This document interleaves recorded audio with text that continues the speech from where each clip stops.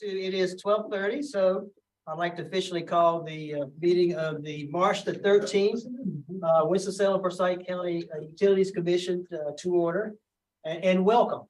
And so at this time, we'll have roll call. Chair Wesley Curtis, Present. Vice Chair Chris Parker, Here. Commissioner Simpson Brown, Commissioner Harold Eustache, Commissioner Tom Griffin, Here. Commissioner Yvonne Hines, Here. Commissioner Hugh Jernigan, Here. Commissioner Dwayne Long, Here. Commissioner Calvin McRae, Here. Commissioner Charles Wilson, Here. Commissioner Alan Younger. Here. Excellento. We're only missing one. Good. Welcome, Alan. Everybody. So to the commission, we've got, I guess, several items on the agenda for today. So welcome guests, those that are here to speak and those that are just present, I guess, as well as staff. So we're glad to have you here as well. So Courtney. Okay. Here, my screen gets set up. Okay. Yes, thank you. Good afternoon. We do have several items to cover today. First, I do want to introduce a couple of people. Keith Jones, where's he at? Keith has recently been promoted to an assistant wastewater treatment plant superintendent. Yeah. So Congratulations. he is with us today because we're going to be talking about some Elledge lagoons, which is part of his world. So anyway, sounds like fun. yeah. Yeah. And then we have Barry Bickerstaff with Hayes and Sawyer.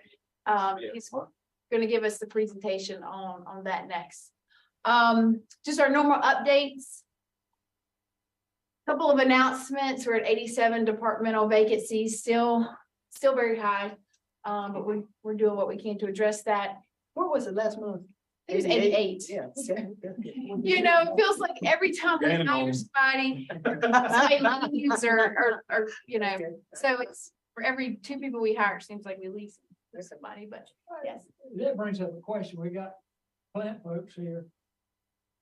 From a shift standpoint, you have any shortage where you've got a problem with shifts? I currently have one position open at the dryer facility. In the process of trying to get that position filled. I do have the supervisor position getting filled as well. We do have a candidate selected. We're just waiting to hear back from them. As far as Muddy Creek, my old position is open. I will be hosting interviews for that as well. From a shift standpoint, you really don't. Yeah, and most of our vacancies, so you have some vacancies on the plant side, but most of them are field operations, which Saber can speak to that. I think that there is some shift. Yeah, fortunately, the vacancies, aren't at the plants, and it hasn't really caused any shift issues yet. But the real issue is equipment operators, engineers, coordinators at UFO. UFO staff, really all utility staff for the most part, even the plants. We have to cover 24/7. So what we've done for our on-call staff is we've had to mix match crews, and it's just an everyday thing. With 50 some vacancies just at UFO alone, and then call outs and people sick and on vacation, it gets very tough. We do have 3 vacancies at Nielsen. However, in the past, we've cross-trained all of our operators. So operators from Swan and Thomas are helping fill in those gaps at Nielsen. We haven't had any issues covering. So not much at the sewer plant, but we've got issues at the water plant. Well, just one plant has 3 vacancies. Is that because of the construction thing or what? I think that plays into it. Anytime you have construction like this, it upsets everybody's normal work routine. We've had an operator, a senior there, take a position with a neighboring utility for more money, which at the time we didn't have a policy in place that worked in our favor. Is that the new King water treatment plant? Who's gonna work there? Right. So He went south. Well, I mean, I didn't know. But it is, we lost something to a nearby utility, but it's very competitive. We're having to compete with our neighbors. But we do plan to have Marcus Barnett, who's the Human Resources Director, come to the next Utility Commission meeting. And so he can give you, he can present to you what we're doing internally to try to, meet the needs and what they're doing to make the city of Winston more attractive to employees and things of that nature. So plan on that for next month. We have our free leaf mulch giveaway coming up again on April 7th, 8th, 15th, and 22nd. Those are the dates. Again, it's while supplies last. So people should come the second weeks if they want to try to get some. We are the sponsors, or one of the sponsors for Cycle Creek Week, which is coming up. There's going to be a tour at Thomas on March 22nd, and then a jamboree finale at Salem Lake on March 26th. We do plan to have the April 10th Utility Commission meeting at our field operations. So look for more information on that with directions and time and location, stuff like that. So that's going to be there. And then a reminder, some upcoming finance and planning and policy committee meetings. We're working on the budget now. So those workshops are coming up. We're presenting the capital budget on March 29th, and then the operating budget and preliminary rate information on April 21st. And then let me jump back up. We will discuss system development fees and solid waste policy resolution revisions at our meeting scheduled for next Monday on March 20th. Okay. Any questions on any of those? Okay, I'm going to switch PowerPoints and then let Barry.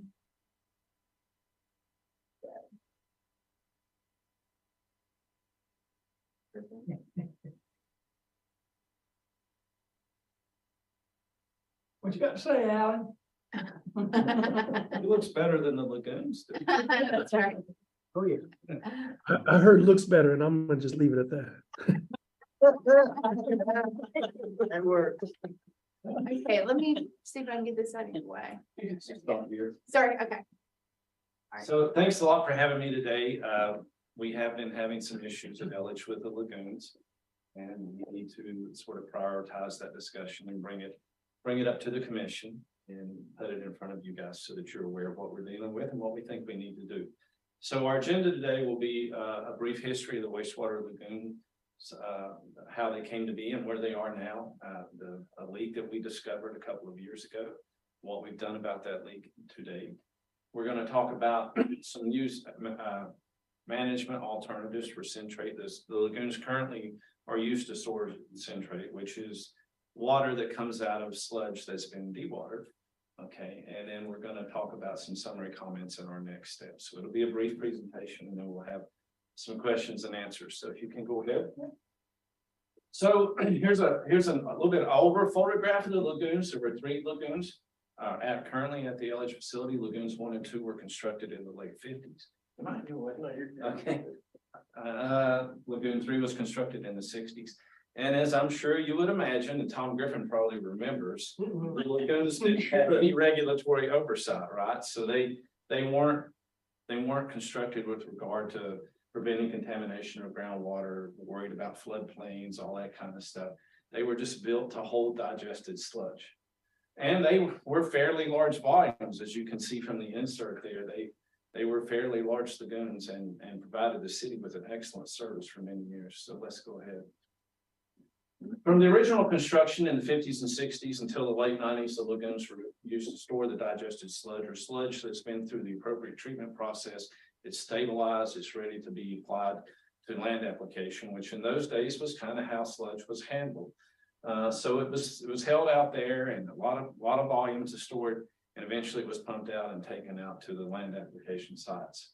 In 1998, 1999, some of you may have been commissioners and may remember that. The centrifuge dewatering and long-term cake storage facilities were constructed. I'm going to move over here so you can see those. There's dewatering and cake storage. They were constructed on the site. After construction of the new facilities, the lagoons continued to serve the whole digested sludge if there were any issues. Are you okay? I feel like I'm in the way. They were used to continue to hold digested sludge if there were any issues at the dewatering facility. But primarily at that point, the plant dewatered their sludge and stored the cake in the cake storage silo for application at the landfill. Right, and so that went on for a few years. Let's go ahead. And then in 2004, we really upgraded. We got a dryer, a sludge dryer. We dried our biosolids and we sold the pelletized product as a soil amendment. Subsequently, land application of digested sludge was completely discontinued. As you can imagine, from the 50s until the 2000s, land application has sort of faded out of popularity. So that was discontinued.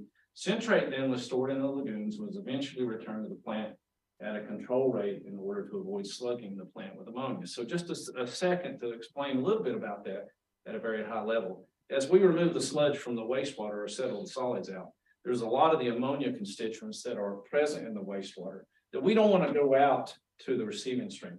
So that's captured in the sludge.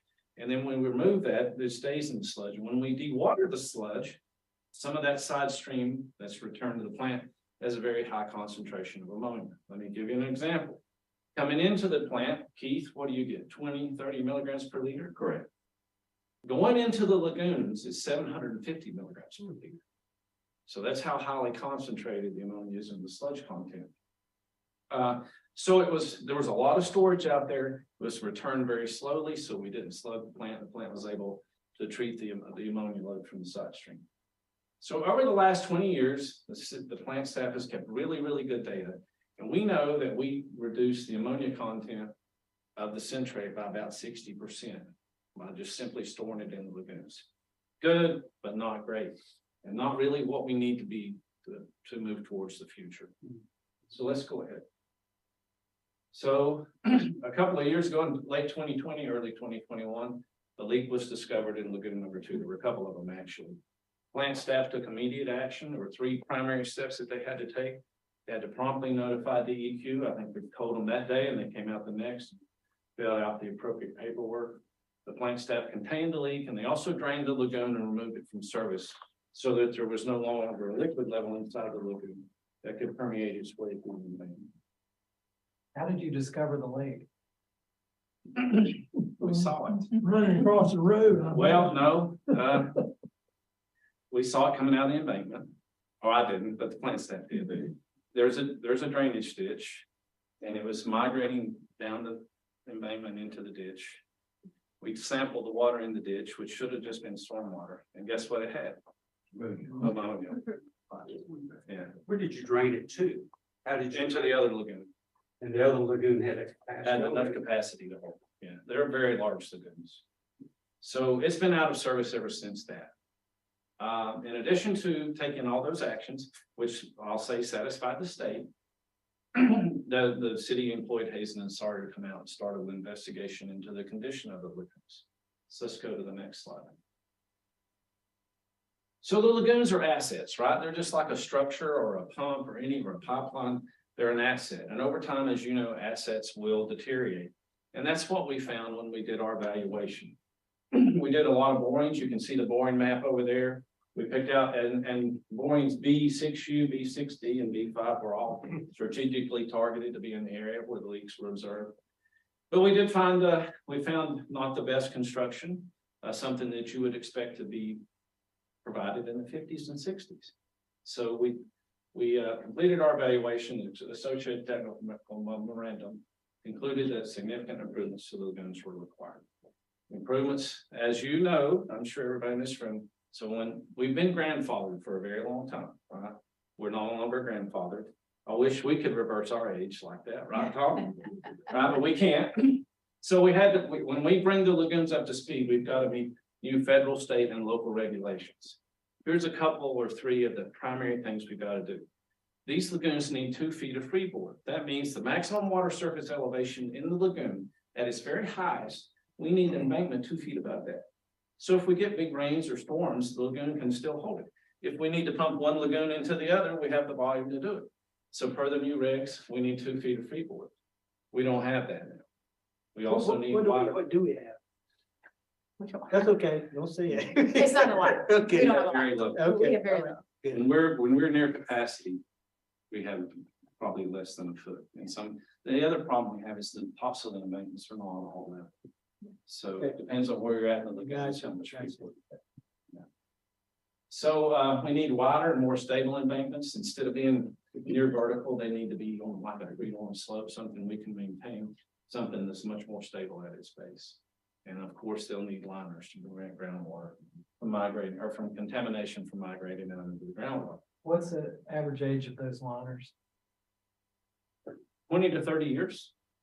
But we're going, in our plan, we're going to top them with concrete for a couple of different reasons, which will help extend the age and provide additional protection.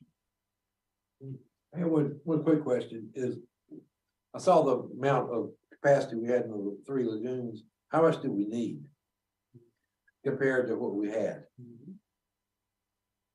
If that's Really good question. I'm sorry. Really good question. So I'm going to answer that in a couple of minutes. Okay, all right. But depends on your risk, your tolerance for risk. I'll say it that way. Okay. We can do with one, but we don't have any backup. Right. And I'm going to say this in a minute, but I'm going to go ahead and tell you that. I've been working at Elledge on and off. I've been with Hazen for 37 years. I've been working at Elledge on and off for a great deal of that time. Elledge is the most redundant wastewater plant I've worked on in my life. They have backups on backups, and it's very, very good because a lot of the plants I work on, I'll just say this, if they can't landfill their sludge, they don't have a plan B. Wow. There's a plant working that's a 60 million gallon a day plant. They don't have a plan B. So it's a good idea to have backup. Anyways, let me get back to it. So while we performed the borings, obviously, and unfortunately, we found groundwater contamination in the groundwater in and around the lagoons. Again, immediate action was taken for the regulatory requirements. Regulatory officials were notified, and we have stated continuous communication with those folks. The site assessment is required to be prepared by the regulations. And so our team hired a hydrologist. The hydrologist came out, prepared a site assessment report. As part of that report, we have to identify containment boundaries, and we also have to identify places that we can sample to see if groundwater is present or contaminated groundwater is present.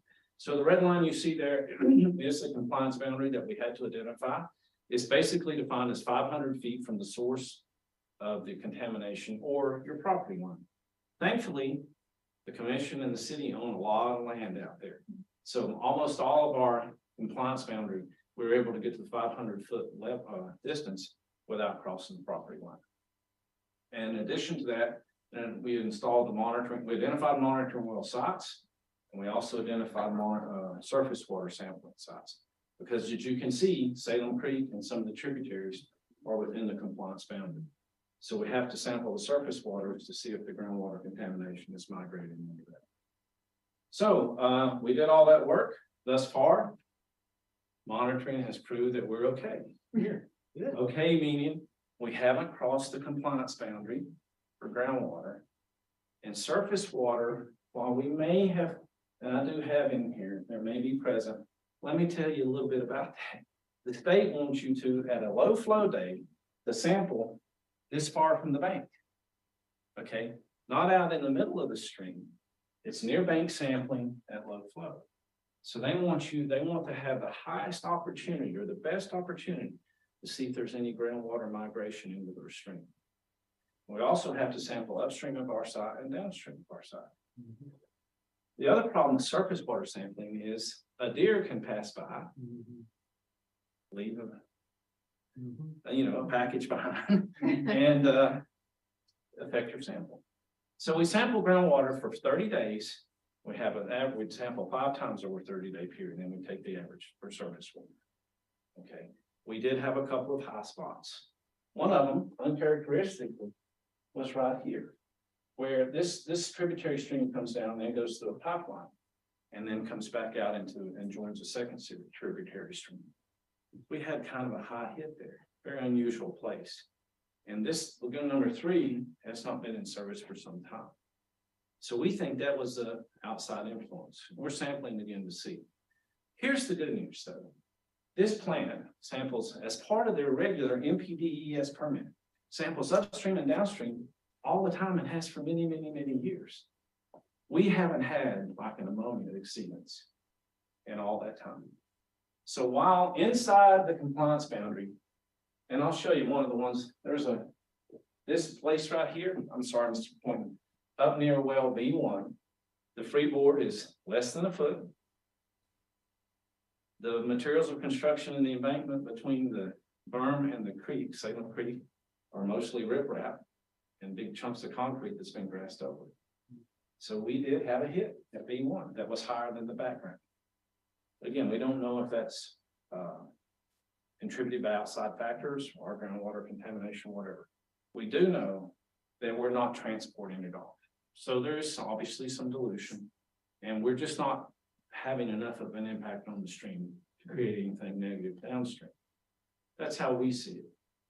The state is being very patient, but they haven't decided on anything yet. So we have to keep that in mind. So when you say, again, examples of outside influence, like, what are some? Ammonia. I mean, and hot fecals. You know, how would it, oh, okay, that's right. Yeah, we would say, we sample the stream, upstream and downstream. Well, As part of running the wastewater. We don't have any high ammonias or high fecals. We do in the compliance boundary, but we don't outside. So we haven't exported anything that's been detectable yet. But we've been looking for not just since this project, but for a very long time. And the state would understand that. They do. Okay. They do. Where's our attorney? Well, when you say high, what does that mean? Compared, what's the threshold to what we're exceeding? In other words, when they collect the samples, they may have 10 samples that says 25, 20, 19, 10, 15. Then all of a sudden you get a spike of 100. Okay, why is this 100 there? And then you have 10 samples ranging from less than 25, and you saying like, I got 100. So then that's when they look at the rule of thumb, like, okay, did we have outside source, or was the sample collected correctly? In their case, I want to say the sample was collected correctly, and it was an outside source, meaning like animals, leaving their package behind. That's what it is. So they want you to have like 200. I can't remember what the units are for people's 200 counts per one. That's crazy for a stream, but that's kind of a target goal they have. They want ammonia to have like the less than 10 milligrams per liter in the groundwater and in the receiving stream. So we haven't violated any of that. We've never found a high chlorine content in Salem anywhere. My high ammonia. No. Inside the compliance boundary, not even ammonia in the stream inside the compliance boundary. Only thing we're getting at the streams are fecal hits. And fecals can be contributed to a ton of different things. Right? We do have a little ammonia and nitrate present in the groundwater that exceeds the allowable limit that the state dictates. But again, we have not exceeded our compliance. So it was just one hit for the fecal one. No, we've had a few. Okay. Excuse me, sir, do you use clay or artificial liner to prevent the leakage? You can use either. Okay. I kind of like the artificial one. I've done clay liners and they work really, really well. They also, I think, are not as robust. I'll say it that way. And then we would like to top that liner with a concrete surface. And we'll talk about that in just a second. Okay. So we evaluated some alternatives. In the evaluation of the alternatives, obviously they had to meet all regulatory requirements. They had to prepare the plant to meet future limits. We're going to talk about that in a second. Plant staff was very involved in the alternative analysis as they identified some operational goals for the alternatives. And then out of these discussions, we took a look at a lot of different things, but we settled on 3 that had a real possibility of solving the problems and meeting most of the goals. Alternative 3 ended up being eventually the one that was selected as the preferred alternative. And I'll just go over them a little bit as far as the goals. Obviously, regulatory requirements we have to meet. The plant staff wanted duty standby operation so that, as we mentioned a minute ago, if one gun has a problem, you can switch to the other one back and forth. And you're back to that spirit of redundancy that LH has done such a great job of having. The existing centrate pump station only has one centrate pump, and it tends to have its share of issues. So they wanted to add a second centric pump so we could convey the centric from the dewatering facility to whatever the end receiving facility was. They wanted to be able to achieve ammonia reduction. They wanted gravity return of centric to the plant to avoid pumping multiple times and to avoid an issue with screw back.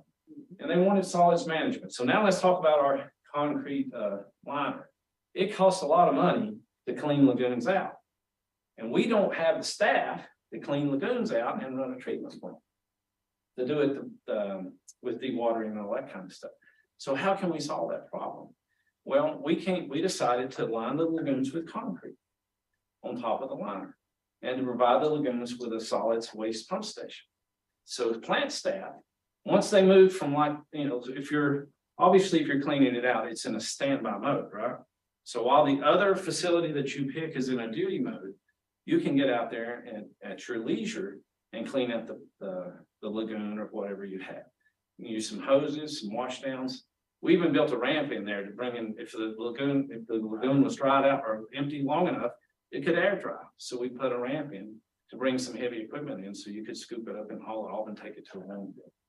So what you ended up with on the lagoon that we ended up keeping is a concrete liner that protects that synthetic liner, the one I prefer. You can go with clay and you can clean it out. You can put equipment in there. You can monitor it. You can take care of it. You can do all that with your guys and not have to spend almost $3 million per lagoon to clean it out over and over and over again. Okay. So, I'll touch also on ammonia reduction. When we look at side stream treatment, and we'll talk about that in just a second. Side stream treatment is kind of the new thing now, and then it use greater than 90% ammonia removal, as opposed to say around 60% based on the historical average of the lagoons. That's also a very guaranteed, tried and true number, and we'll discuss that. As you can imagine, alternative number 3, with everything included, ended up being the highest cost, but it also provided the most bang for the buck. So let's continue. How often are they cleaned?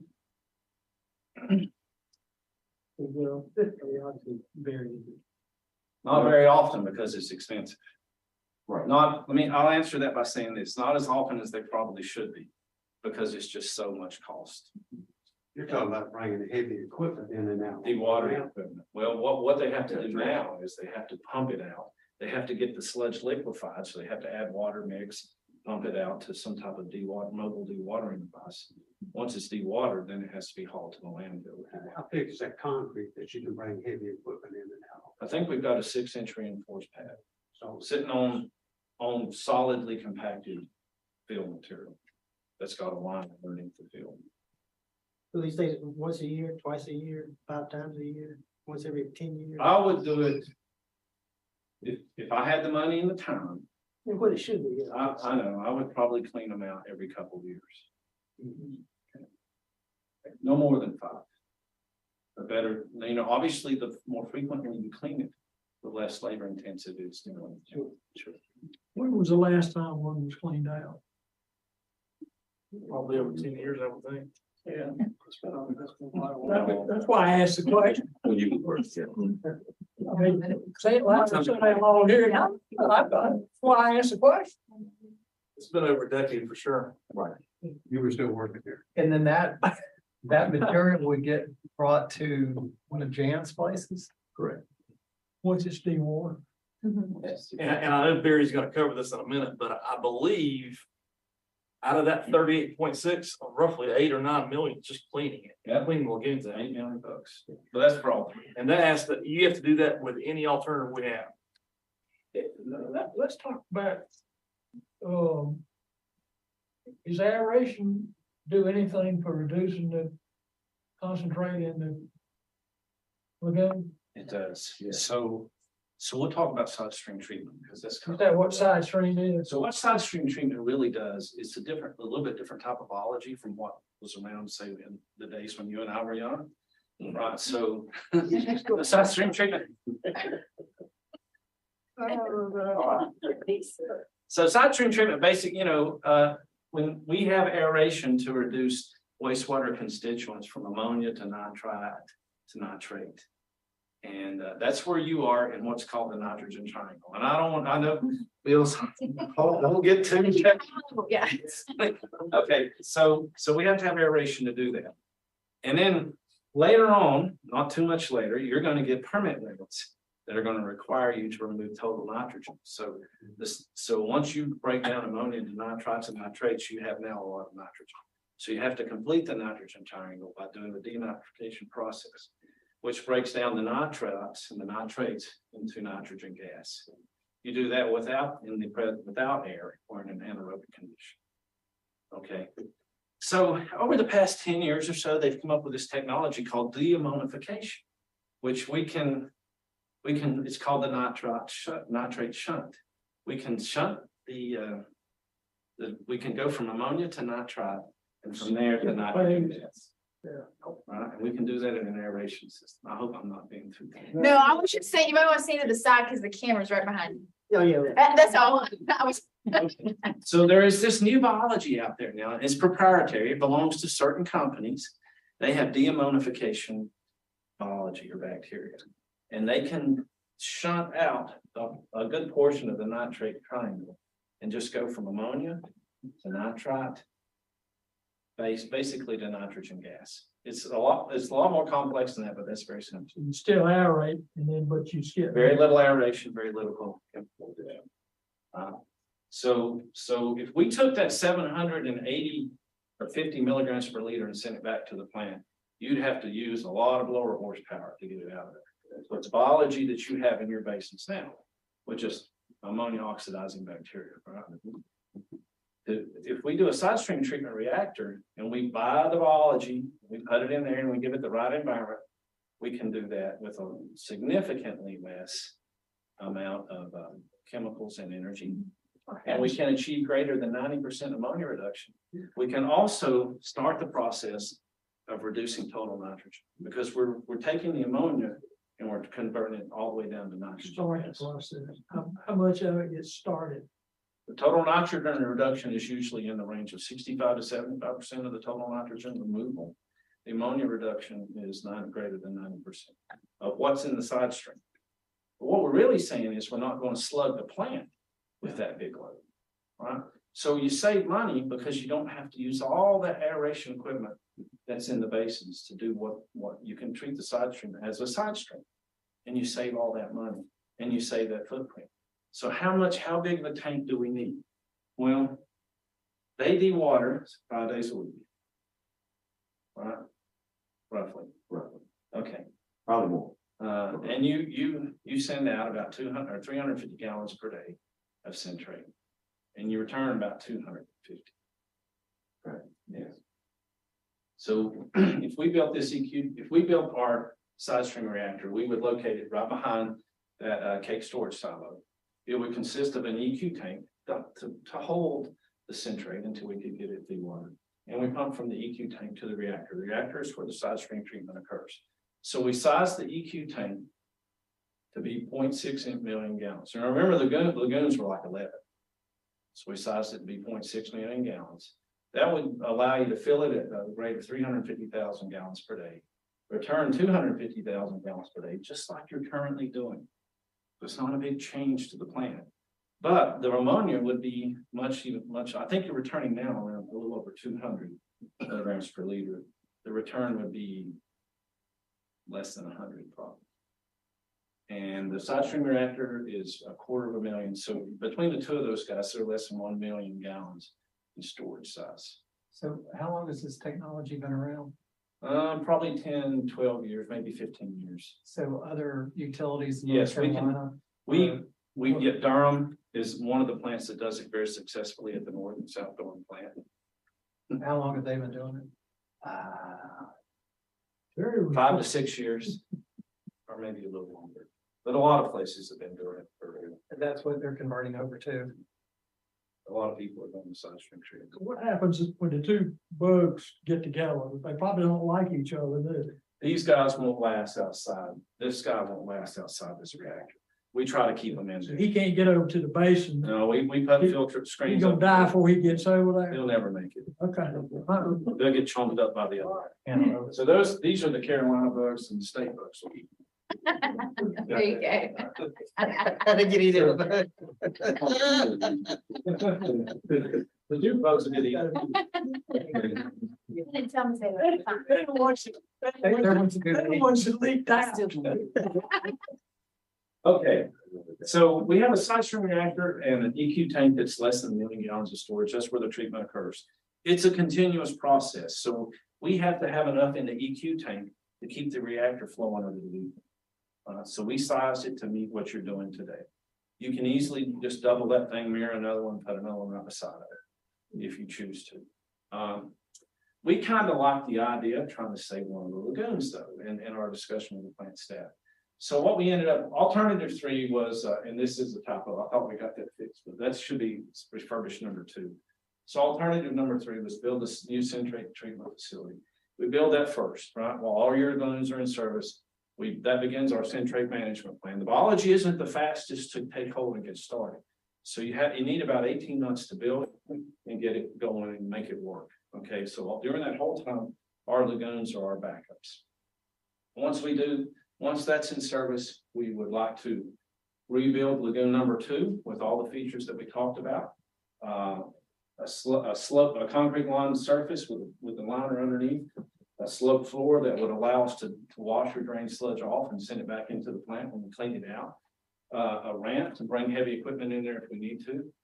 2 free to freeboard, or maybe even a little more, and gravity centric return into the plant. So the lagoon would have all those features. It would be slightly smaller because it's got to be a little bit wider for the embankments. But still you have, I think, 6 to 8 million gallons of storage for this new configuration. We would use once the new reactor and EQ tank are online, we'd be able to close lagoon number 3. Instead of hauling dirt in from off site, we'd take the dirt from lagoon number 3, use that to refurbish lagoon number 2. Once all that's done, we close lagoon number 1. Okay, so once we're done with that, the sensory system, the side stream system would be the duty system. The lagoon would be the backup system. Let's go ahead. Okay, as Michael just said, clean out and haul off and tipping fees, unless you can get the solids guys to waive the tipping fees. Not gonna happen. They don't give you a break on the water bill, do they? No. Okay. Yeah, so it's $8 million to clean the lagoons out and haul them off. To reconstruct lagoon number 2 is $5.3 million. To close lagoon 1 and 3 is $3.5 million. I will say, if you don't put the concrete liner in the lagoon, you just use a regular synthetic liner or clay liner. If you just decide to let the lagoon be an unconcrete surface, no way to get the solids out, no way to return centric. If it's just in backup, you can get that number down by about $2 million. So if you look at that, to keep the asset is only slightly more expensive than to abandon the asset. And given the fact that we like redundancy, that's just not a real good decision. We need to keep at least one. Subtotal for clean out, reconstruction, closure, $16 million. We don't know what's in the bottom of the lagoons. We can only tell you what's in the side slopes and what's in the area around them. So once we get into the bottom of them, we may find a lot of things that we have to deal with before we can put the liner down. Primarily, if there's bedrock there that's really close to the liner, we'll have to take the bedrock elevation down, which could get expensive. So we put a 30% contingency number in there. Pretty high number, but in today's world, it's a fairly realistic number. Construction cost for side stream treatment is $11.3 million. That also includes contingency. Subtotal construction cost is $33 million. Engineering, design, and construction management services, $5.5 million. A lot of that is for an extensive amount of soils and materials testing, which will be required for this endeavor. And then the total cost of alternative 3, engineering, construction, soils testing, all that kind of stuff, $38.5 million. So we've talked about a lot of things. We've had a little fun, and that's been good. But let's talk about the really serious stuff. The current lagoon construction does not comply with the regulatory requirements. So we're in a bad way. The requirements that are established by NC Dam Safety for embankment stability and North Carolina Administrative Code 02T for containment of wastewater in the lagoon. When corrective action is required, the state already knows it. Lagoons are the source of groundwater contamination as defined by North Carolina Administrative Code 02L. Corrective action is required. The state knows it. They're waiting on an answer. 02L also requires groundwater monitoring to continue until the contaminated sources have been reduced to a level at or below standards for a minimum of 4 consecutive years. Therefore, ongoing groundwater monitoring is required. It is ongoing right now. Costs associated with that monitoring are outside the costs that I presented to you today. I believe we have enough money left in our budget. Is that quarters or years? Quarters. Okay. Yeah. Years, yeah. I believe we have enough money left in our current budget to help you with the sampling through 2023. If you choose to have outside people do all the sampling, you have to do 2 sampling events a year. You might convince the state to let you go to 1, but either way, it's about $26,000 per sampling event. Most of that because of the outside lab and the number of constituents that you have to sample for. We can maybe do some of that ourselves. And as we go forward, we need to explore that as a cost saving measure. We just got to get the state to agree. But we don't need to sample for things that aren't present, which is what we're doing right now. Okay. The lagoons must be obviously reconstructed to regulatory standards if they remain in service. Again, it costs almost as much money to rebuild one without the bells and whistles as it does to abandon one.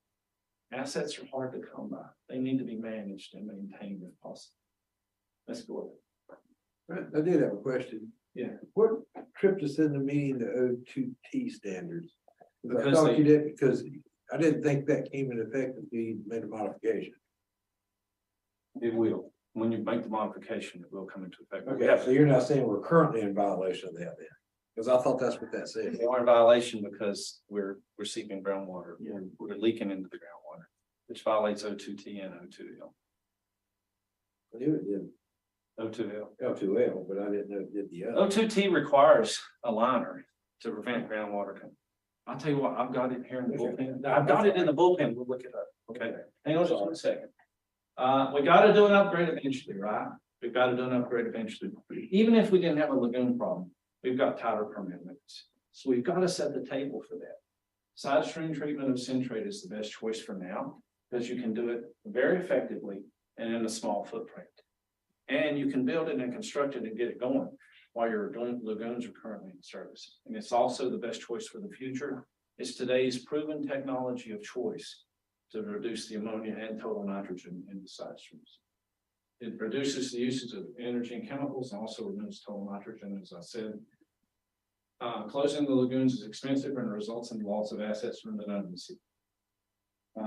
Also, this is something we haven't worked all the way out with the state yet, but if we close all 3 lagoons, we may lose our compliance boundaries and we may just have a groundwater contamination issue.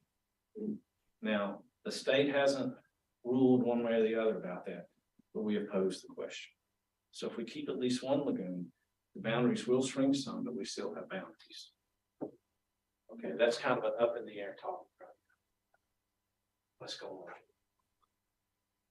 So alternative number 3 checks all the boxes. Compliance with NC dam safety, O2T, O2L. The compliance boundaries may shrink, but we still have them. Highly effective ammonia reduction. Reduce chemical and energy consumption from the mainstream process. Effective total nitrogen reduction. Centrate storage with some level of ammonia reduction.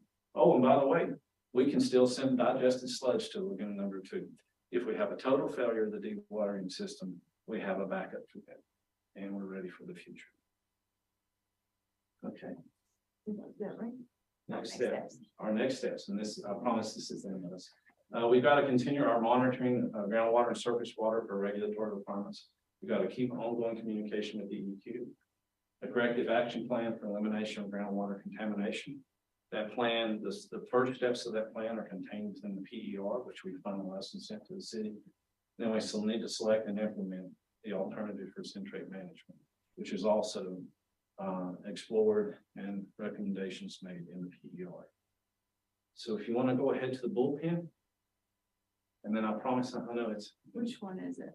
Let's look right here. You have to have 2 feet of freeboard.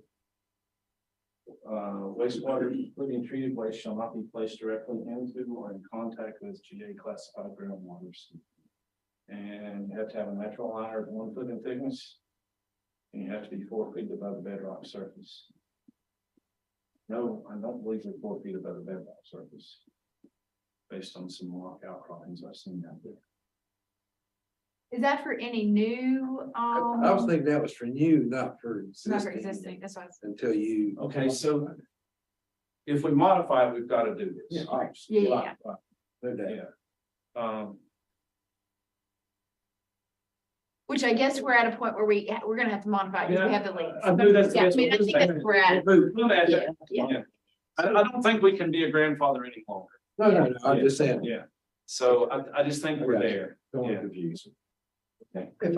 If I could ask a couple questions. Sure. One is, I'm looking at the capital improvement plan for 23 to 28. I'm trying to look over at Ricky on that. Stay over here. Don't look at Ricky, look at me. Okay, It's not in there. I'm not seeing it in there. No, it's not in there. And if we're looking at 38 million, that's gonna be over what time period are we looking? Yeah, so I'm glad you brought that up. That's the reason Mr. Bickerstaff is here. It is in the CIP budget for this upcoming fiscal year. You will see it on March 29th. The reason it's not in there, it wasn't identified any master plan that this happened because of the leak. And to be honest with you, when we found the leak, I remember talking to Frank and Keith and Chris Shamwell at the time. We thought we could, repair it. We get Hayes and Sawyer in and evaluate it, and it's really just, it's grown too much more than a repair at this point. We've got DEQ involved, and it's very costly. We're going to be asking for $40 million. And, as Barry said, there's a 30% contingency in there. We hope we're not going to get anywhere near that, but we got to be ready for that if it comes. So what's the time frame? Yeah, there you go. Started immediately. We're asking for $40 million in budget appropriations July 1st. And then we'll start design, and design will probably take a year and a half, and construction follow. So what about Muddy Creek? Are we gonna be seeing a similar need there?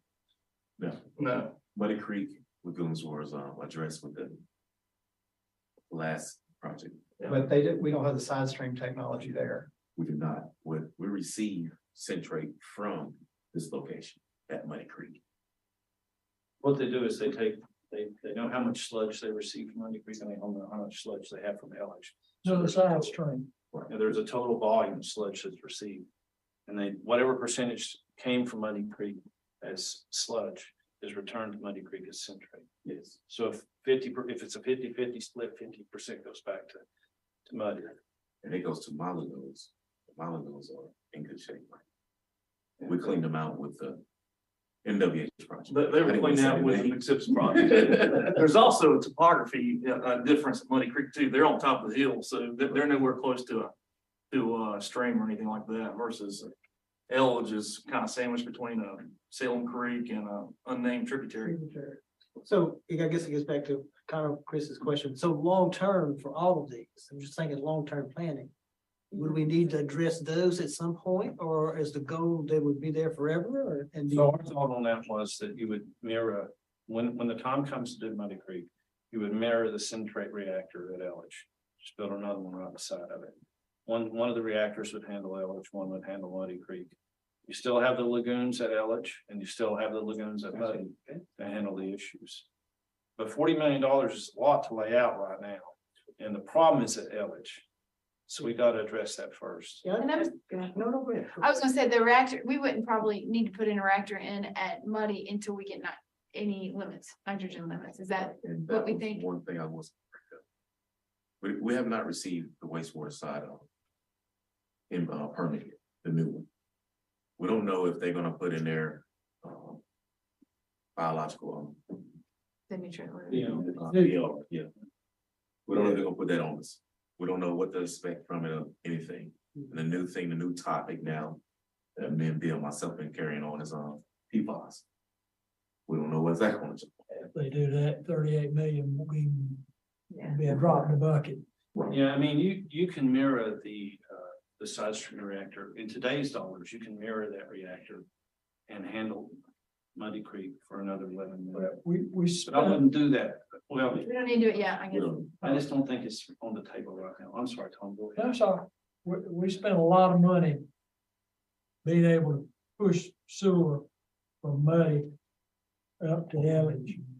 So I think the point probably makes sense that since we've got that capability to be able to do that, to have all of this at one location and bring it back down, send right back there, like we're doing now. You can still, we can return the centrate. The reason we would like to do them separately, this is just very conceptualized, right? I'm just looking at Yeah. locations, whether you do something at Muddy, or whether you do something at Elledge, keep it all the way Our there. concept was to do it at Elledge, and then you already have a method to return centrate from Elledge to Muddy. We just let the overflow from the new reactor go right back to the Muddy wet well, and then pump it back to Muddy, so that Elledge doesn't receive that additional load from Muddy Creek. It's still split, but you do all the side stream treatment at Elledge. It also gives the flexibility. When you're in a situation, you always look at all your options when something bad goes wrong. If the lagoon went fail, something went wrong with the lagoons and the reactor was to go bad, guess what? We can pump all that centrate to Muddy Lagoon and to the facility itself. Now, the energy cost is gonna go up because once again, the ammonia is gonna make the blowers work a little bit more harder for the nitrogen side. You can store quite a bit of centrate at Elledge with the new lagoon. I think it's 6 million gallons or so. So that really is the third, it's another backup Yes. Yeah. to the backup. Yes, the interconnection that you've already established will serve you well as we move through this. So I'm about the finances on this. So as we look at our capital improvement plan that's gonna be coming out, then Kelly is gonna find the money for us to be able to. Yes. I guess for this big project, because I mean, we're looking at something, it sounds like in 2 years, I mean. We'll spend the money over 2 to We're 3 gonna have to years. maybe make some adjustments with where that's gonna come from. Yeah, So I see that there, yeah, so y'all will work that out when you do that presentation for us. Oh, absolutely. It's definitely in there. And I think, Barry, as far as design and construction, I think you said construction was 36 months. Is that right? We did it very conservatively and very linearly, so 36 months. 18 months to build a new reactor, bring it online and make sure it all works very, very well. And then 18 months to do the lagoon work. Now, there are plenty of opportunities when we move into detailed design, because to sharpen our pencil on cost and sharpen our pencil on time. But Mr. Parker, to your point, by the time you design it and then build all of that, you're probably gonna spread that cost over a 4 or 5 year period. Okay, that's what Yes. it's to, 4 or 5 to hear that. You know, you could do the reactor as just one project. Right? And then you could do the lagoons as a separate project. Well, that wouldn't be my choice, but Would that put us in a situation with the state? Are we handling the situation? well, so what you're gonna tell the state then, this is back to, are we in violation? You know, We're not gonna use that lagoon. we tell the state, as soon as the 18 months are up and we have if we did that, we tell the state, okay, we've taken the lagoons offline. Yeah. And we're gonna go ahead and clean them out. Right, so then we've eliminated the source. So if you follow that fashion, you could probably, at the same time you're building the reactor, you could clean lagoons 2 and 3. Right, concurrently. And then you would clean lagoon 1 as soon as the reactor is done and operating properly. Just don't tell us about that, y'all just. Okay, I'm sorry. Bill warned me not to get too. I felt him miserable. So, I got a question. yes. Let's talk a minute about this proprietary process. I guess my concern is that we're getting hooked up with somebody who's gonna bring us a tank load of bugs of some kind. And there's a promise somewhere for $1 million that those bugs are gonna do certain things. They have a guarantee. All right. What happens with the state if it doesn't work? You've only got one, well, I guess maybe you've made your change with your lagoon at that point. I'm sitting there with one small lagoon, have to capacity or a third of the capacity that I used to have. And now I don't have bugs working. So where am I? You're getting with Marilena back here. She needs to leave the room. Well, we think we can construct the reactor in about 12 months, and then we have a 6-month proving and demonstration period before we tear anything down. Okay, So it has to operate successfully for, let's just say, 6 months. And if it doesn't, then we hold the money. And then we take that money that they were supposed to get and we make it right with somebody else's process. is there another, my next question, was there another process? There are more than one supplier of the dehumidification process. There is more. Same type of bugs or different kind of? They bugs? accomplish the same process, but they're different. The technologies are slightly Yeah, different. Some of them house them in spheres, some of them use like a substrate. It really just depends on the supplier, yeah. Very good presentation. Okay, my time's up. But you know, I think that the commission would love to see, I mean, for me, I would love to see that timeline. I guess, like I say, just kind of line that out as to the next steps of how, when we're gonna start this, when construction starts, when, these other pieces. And maybe address some of these things that Tom is talking about, we can kind of formally present that. Whatever you need, just Yeah, especially cost too. Thank you for your time. Yeah, go ahead. Chairman, if I could just make one comment. Now we've got Keith on our team sitting at the table. There was a lot of acronyms that were floating around, like PFAs and UFOs, they're not on our abbreviation list. So could you maybe get with that and get some updates on some of those abbreviations? Yes, I've actually made some notes on that too, so thank you. All right. Next item is. I did want to point out that, Mr. Eustache has joined. Did you see him? Oh, okay, good. Yeah. We're gonna go ahead. So we did take a little bit longer than what we had thought, but I think that's good. It was good discussion. So we're gonna just jump past our normal updates and go straight to our agenda items. And then if we have time, we can come back.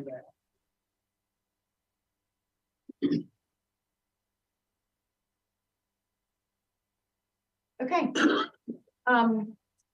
So first, agenda item is approval of minutes from the February 13th, meeting, which you've all had, seen. And then, Item 2 is consideration of a resolution authorizing the execution of an agreement regarding the proposed water sanitary sewer improvement involved within development. There's one development totaling $102,600 for water, $34,980 for sewer. Item 3 is consideration of a resolution accepting the American Rescue Plan Act grant for the Highway 65 water line extension project. And I think most of the commission is familiar with this project. This is a 2.5 mile long, 8-inch water main extension between Rural Hall and Germanton. We're going to call this the Don Stewart water line. This project, Hayes and Sawyer is also designing this as we speak. The city applied for an ARPA grant a while back and did receive it. It took the state a while to get us that documentation, but we have received it. And part of that process requires board approval. So this attached resolution requests the city council of the city of Winston-Salem accept an ARPA grant in the amount of $3.1 million. Any questions on item 3? And you'll include that in the CIP as well. This was, I think we included it last year. I need to check. that's a good point. I'm not sure. This is already, I know this is already included. It was probably included in distribution because we're already under design. Didn't we do a budget amendment last year with the city? I feel like, well, it's actually this current there. The budget office did to include the additional revenue source. Yeah, we need to check on that because I'm not actually sure that it's showing up in the cap. It's a little, this one, we received the money, we being the city of Winston-Salem received the money directly, and that's not how we thought it was going to happen. We thought the county was going to receive the money, so it's thrown off our normal process. Okay. It works, but it's just. I know that there was a budget amendment done, speaking of city council back in, I think, June or July. But we'll check. Yeah. Any other questions for item 3? How many homes are we talking about? That's a great question. It's Six. fairly rural. It's but we can get that number, I but I think don't. there's 60 to 70 through there. That's cows, that's not houses. Item 4. Three more questions, item 4. Item 4. Consideration of resolution authorizing execution of master service agreements with selected engineering firms for the on-call engineering program. Utility staff worked with city county purchasing to develop an on-call engineering program, request for qualifications. It was sent out, staff requested statements of qualifications from firms for 5 different categories. Water distribution, wastewater collection was a category. Water and wastewater treatment, EIS, asset management surveying, permitting, documentation prep, and streams and wetlands. Statements of qualifications were received from 18 different firms. Each firm was rated based on business location, MWB commitment, work experience, their understanding of project, and their past performance. The RFQ specified that up to 3 large, which is a firm that employs 50 or more staff, and 3 small, employees less than 50, would be selected for each category. Ultimately, 9 firms were selected to provide services for those 5 categories. You can see on the next page the breakdown. We didn't get exactly, 3 large and 3 small for each firm. In the exhibit, they're just for each category. There wasn't necessarily 6 different firms that proposed on each one. Terms of the RFQ include an additional 3-year period with the option of extending for an additional 2 12-month periods. The way this will work, the master services agreement does not have any cost associated with it. It's just a governing document. As project needs arise, we will issue task orders specific to that project, which will be negotiated and with a consultant at the time. Any task order with a fee that exceeds board approval or $100,000 will come to you all for approval. Each task order will also include a 10% MWB participation requirement. Staff recommends approval of master service agreements for these selected firms. Any questions on item 4? I know this is a new program for water and sewer. Solid waste has had one for a while. DOT's had one for a while. Stormwater has one that was approved recently. We know there's several utilities across the state that utilize the same mechanism. Okay. Perfect. Item 5, consideration of resolution authorizing acquisition of easements by deed or condemnation for the Sprague Neighborhood Sewer Rehabilitation Project. I believe there's been 2 items taken in front of you all for approval in the past. This is the last one, I believe. Is that right, Travis? Yes. This attached resolution authorizes the acquisition of 19 parcels in the approximate amount of $12,025. Any questions on this? Okay. All right, item 6. The consideration of a resolution awarding a contract with Arista Information Systems, Inc. for bill printing and mailing services. In the fall of 2020, City County Purchasing advertised a request for proposal to provide utility bill printing and mailing services. And on September 25th, 2020, proposals were received and evaluated by city staff. Cebus Direct, Inc. received the top score of the proposals received in December 2020. The Winston-Salem County Utility Commission awarded the contract for bill printing and mailing services to Cebus Direct. Terms of the RFP provided for an initial contract of 1 year at a cost of $90,000 based on the current volumes, with the option to renew for up to 4 additional 12-month periods through December 31st, 2025. The contract was executed and Winston-Salem County Utilities began services with Cebus Direct, Inc. in February 2021. Cebus Direct consistently failed to comply with the requirements and performance expectations of the RFP. And after several attempts to reconcile with the vendor and continued failure to comply, the contract was terminated effective April 4, 2022. due to poor performance. To ensure no interruption in critical billing operations occurred, utilities executed a 1-year contract with Arista Information Systems, the second highest scoring vendor and previous contract holder for these services. After consulting with city county purchasing, it was determined that the services would not require rebidding, and the original RFP terms could be offered to the second highest scoring vendor. Therefore, staff is recommending award of bill printing and mailing services contract to Arista Information Systems, Inc. in the estimated annual amount of $88,500 based on the current volumes, with the option to renew through the original term, December 31st, 2025, provided that both parties agree and funds are made available for that purpose. Any questions? This is, what was the nature of their failure? Yeah. Weren't mailing out bills or? So, there are several, delinquency in uploading accounts, failure to respond to any of our customer or particular issues associated with their accounts. So we would be behind on billing anyways. And so their latency in getting back to us would kind of compound the problems that we experienced. And so after trying to reconcile and trying to address those issues and trying to facilitate an actual amenable outcomes, it got to the point where it just got past the point of we could not continue that as kind of a business practice, because if it's two weeks late, it would become 4 weeks late. It would become 6 weeks late, and that was not acceptable to us. Was it staffing? Just staffing issues? You So think? they did bring up COVID staffing issues associated with their operations, but talking to other vendors, that was something that other vendors were able to navigate. Unfortunately, CBIS was not able to. CBIS do anything else with the city? So as we come up with some of these annual estimates for utility bills, 870,000, are we expecting that to increase or decrease once AMI is in? Because at one point we were talking about with AMI, we were going to be going from bi-monthly to monthly billing.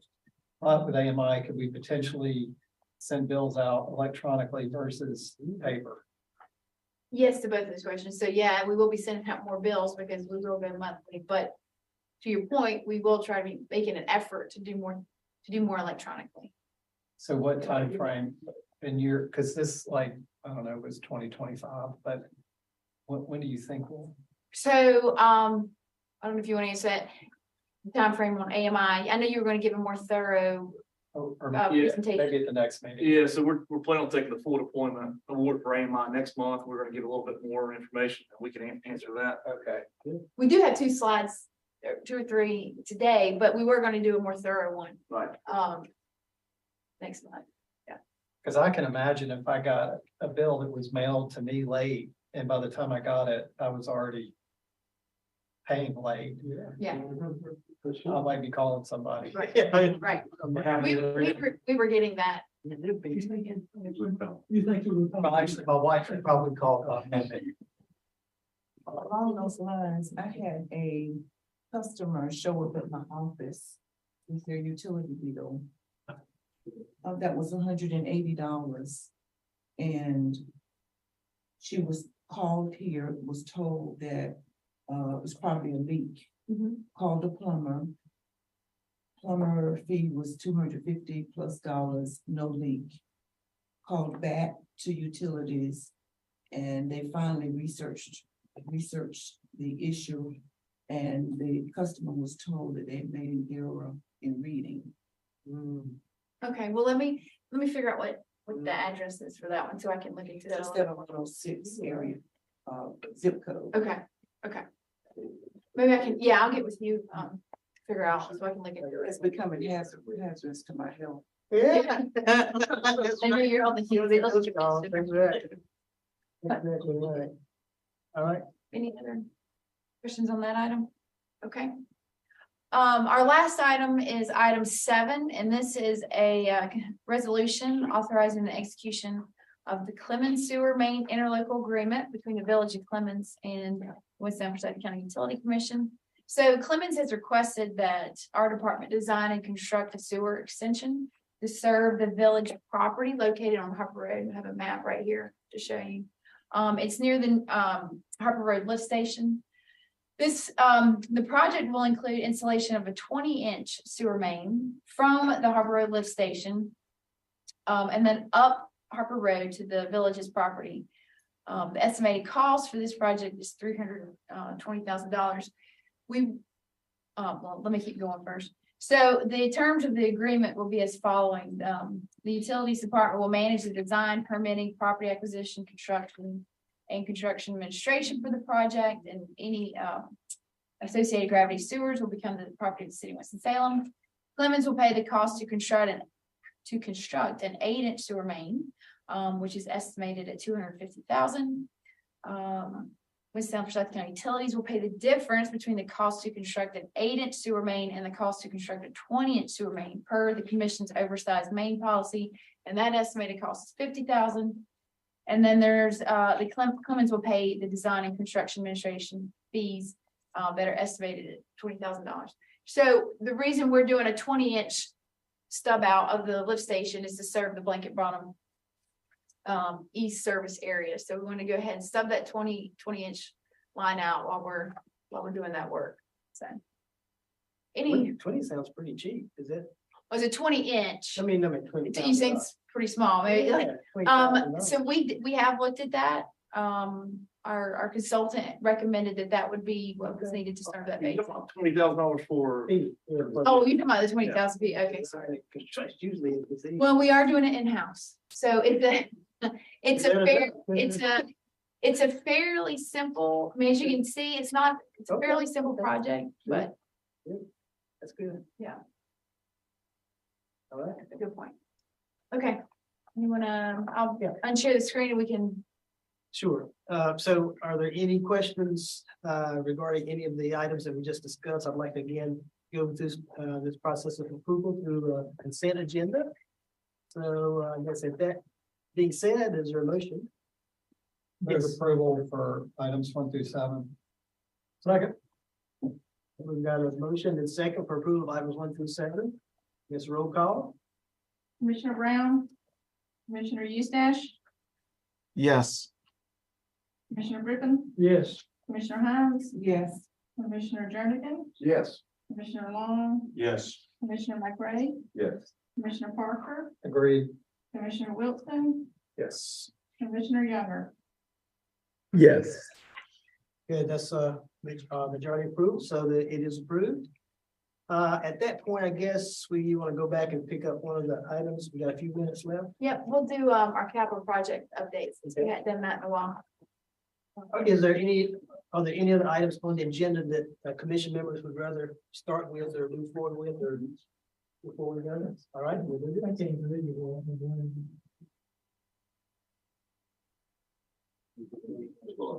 Nelson. Yep. Good afternoon, everybody. My name is Vance Porter. I don't know why that's not going under the top. Oh, well, I'm sorry. Go back. Back up. Yeah. So the original contract amount was 107 million and about 107.5 million. Amount spent to date is about 31 million, which is about 28, almost 30%. Contract time used is 40.1, and the project currently is on schedule. So notice to proceed was September 15, 2021, and completion is May 2025, May 9th. So these are a few slides. I don't know why this is in the way right there.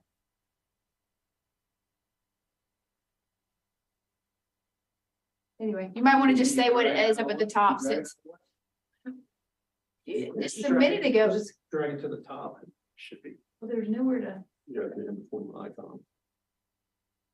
Okay, okay, there we go. That'll make it easy.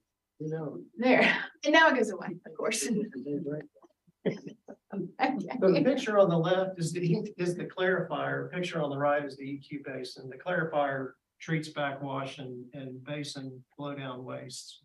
Right now, they're doing leak testing of these structures. They've got some stairways to install, and then there's some equipment that will go inside the clarifier. This is important because this infrastructure needs to be ready to treat waste from Nielsen 3 and 4 when they get done this fall. So you can go to the next slide.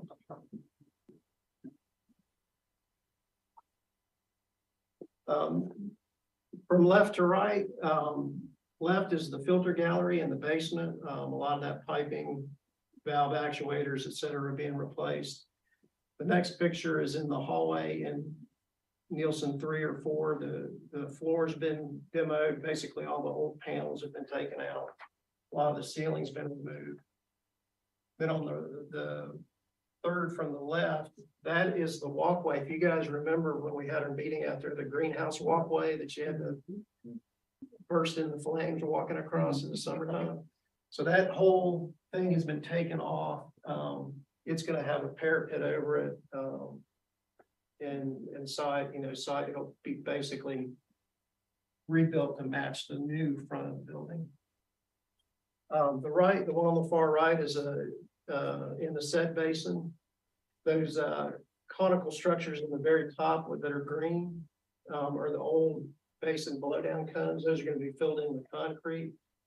This basin will be fit with a plate settler, which will increase the settling capacity for each one of these basins. The walls on the outside have been done. They've completely cut the concrete top off of these. So you can go to the next picture. There's some more. I also did want to point out, for those that were with us in, I don't even remember what year that was, 2019, 2018, where we had our meeting out at Nielsen before construction started. This is the hall that we were on. The conference room is like right up there. So I know we talked about having another meeting back out there, but you can see why we think it might not be a good idea. It's a dirt floor. And Bill said this picture actually looks a lot better than it did.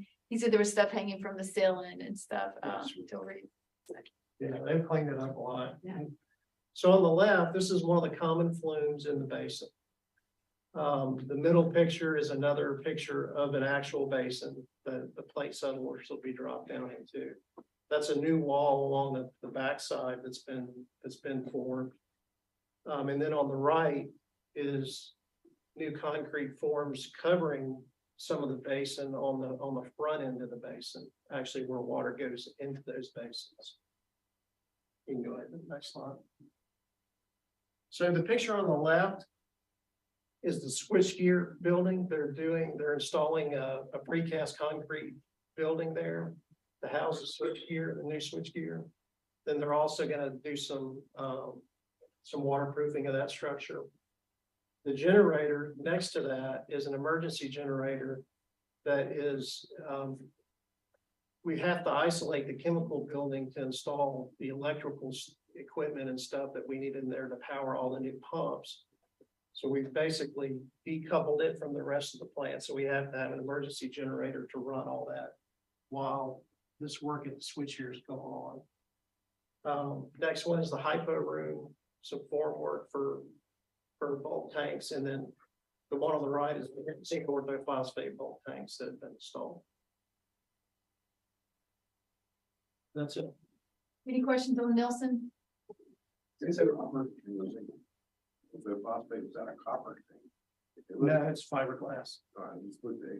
It's got that same solid lamp there. Their schedule's gonna be, the only thing that may hold them up at this point are valve actuators. They're having the valve actuator manufacturers having trouble getting ships. Currently, with the delivery date that they've been told, they're on schedule. We're waiting to see if that pans out. Thanks, Bill.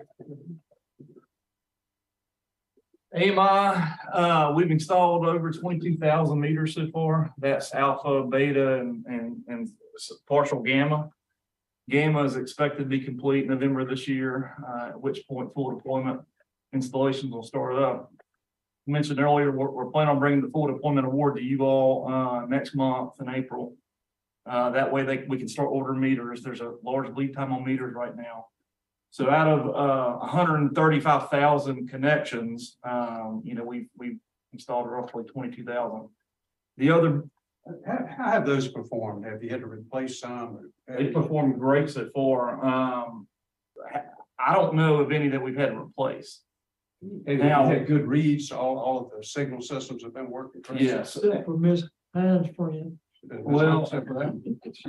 except for that one. Was that an AMI meter? You know? I don't know. We'll have to check. Sure. But one thing I was gonna tell you all, we're about to get some return on our investment because the network is up and running. It's been certified.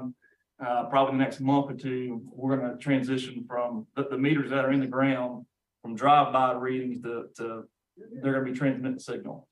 So, the AMI team, that they are, everybody is under the impression we're trying to get meters in the ground and get them in the ground quickly. So that's November of this year. Gamma, Gamma, okay. All right. yeah. All right, so Gamma was like 35,000 meters. That's right, okay. So full, and that goes back to Mr. Parker, your question, I guess, as far as billing. So full deployment, November 2023 to 26. And we still have to figure out when we're gonna make transition people's bill from cubic feet to gallons, and then also from bi-monthly to monthly. Those are still details that we have to work out. It may not be till, I don't know what the plan is, but. I don't know if we know the answer to your question about electronic billing, and we're going from bi-monthly to monthly right now anyway. Because there's a lot of, policy decisions that we have to make as a group that we've never had that ability to do before. AMI is going to change everything, not just the meter shop, but billing, customer service, how we operate as a building. How many meter readers do we have? Is it 14? Yes. And I think we had 5 vacancies. We sent in 5 request to fills and got 4 out of those 5. One person just didn't show up. Return the water off? This is just a map showing our progress. The blue is meter only installations. Purple is complete. That would be your meter and your smart point, your endpoint. And then the black stars are your base stations. There's one up there on the top left in Yadkin County. That is accurate. We plan on using the old Richmond site near Tobacconville. That was on private property. It was a city county tower, and the annual lease was substantially higher than going outside the county. So that's the reason we selected that. Can you send a copy of that slide? Absolutely. Next line, system-wide sewer phase 4. KRG is the contractor, $4.5 million contract. We've spent about 77%. We're on schedule. Final completion is projected for end of August of 2023. Here's just a map showing green is what's been completed, yellow is next 30 days, and red is what's remaining on the contract.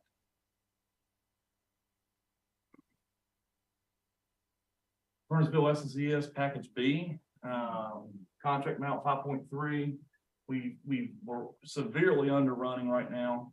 The final completion date says April 1st, but we're going to be given a time extension to add in additional time to that. But likely we won't reach that 5.3 amount.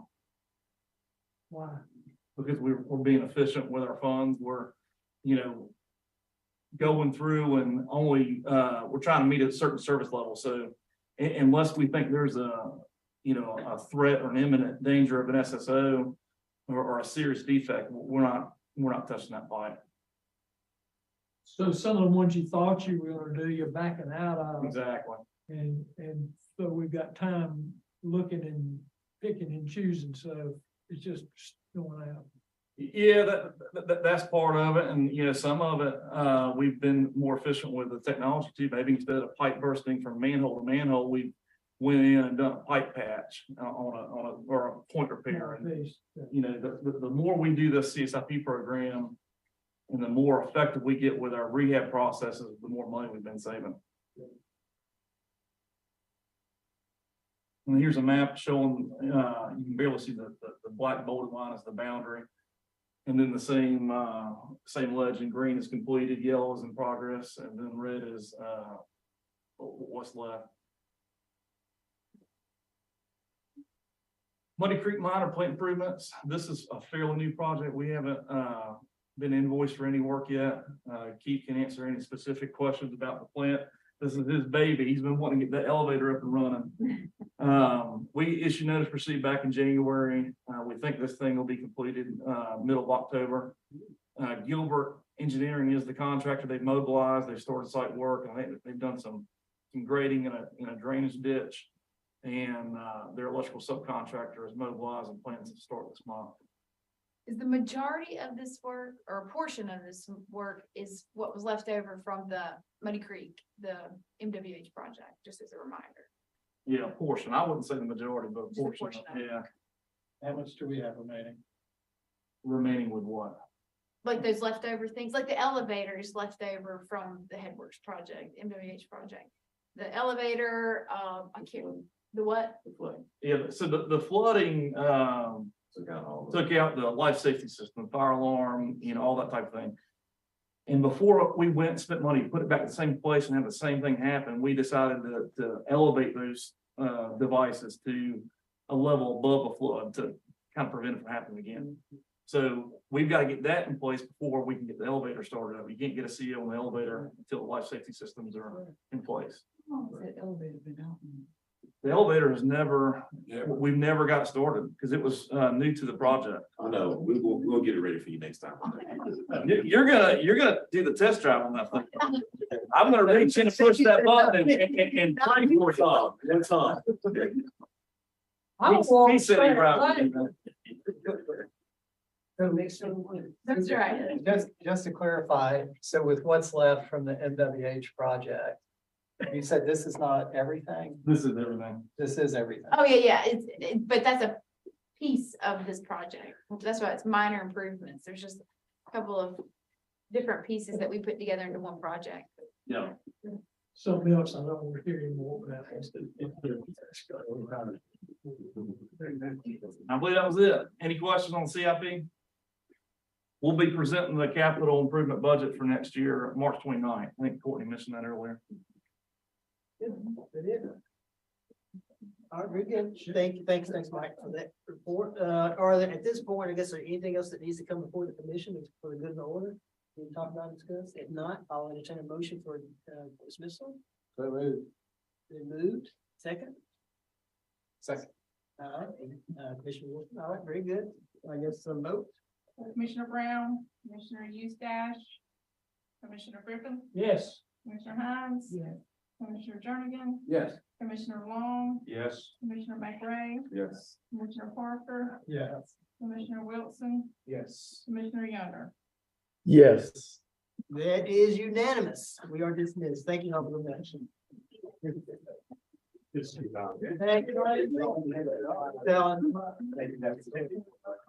you. Bye.